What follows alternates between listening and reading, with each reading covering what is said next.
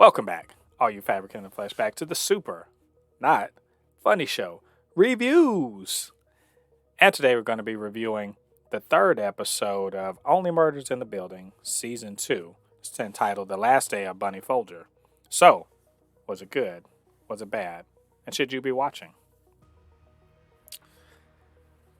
Only Murders Episode 3 of Season 2, The Last Day of Bunny Folger, is, well, it's about the last day of Bunny Folger, who, as we all know, got murdered at the end of last season, and for which, Charles, Mabel, and Oliver are on the hook, maybe potentially, for the murder.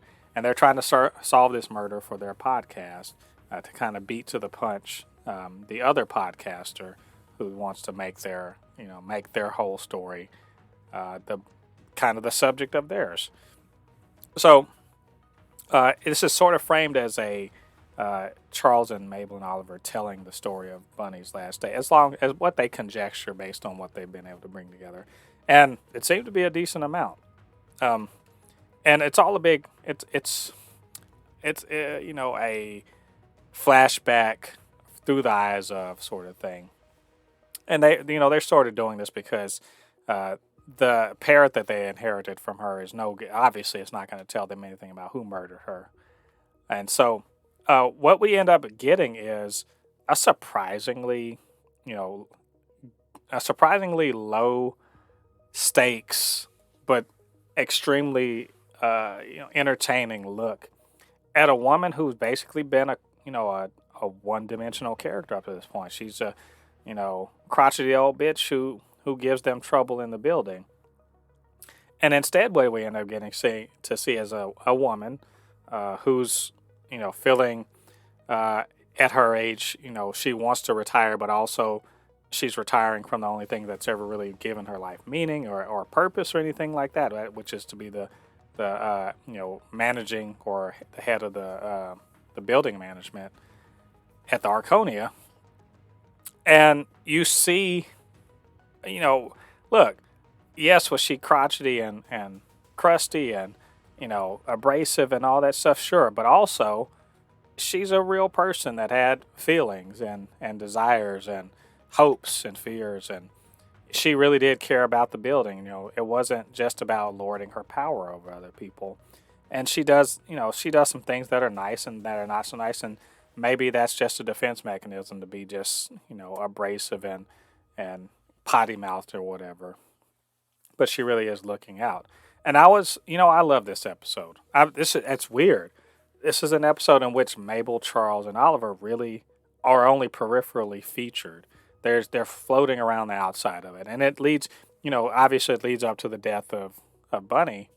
But we see how it leads to all that. But it's literally a character study where you get to know this character that was just sort of an antagonist and off to the side and just annoying. And you kind of see, besides giving you clues about who may have done the murder, but you also really are focused on learning who this person is. And I'll be damned if I didn't end up liking this woman who was just, she kind of sucked before, but now that I see a little more, I just kind of liked her. I could see why people didn't, but also, getting an insight into her really kind of changed my view of who she was and what she was up to. And I actually am a lot more invested in finding out who the hell killed her and why they killed her. And, obviously the painting is at the center of this somehow.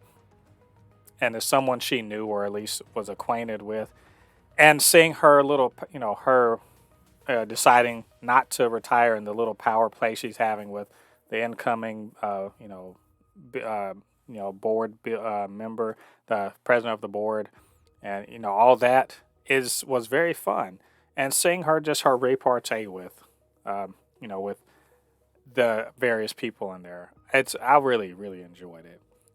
And honestly, it's a very simple episode, very short episode, and it didn't really need to do much more than it did.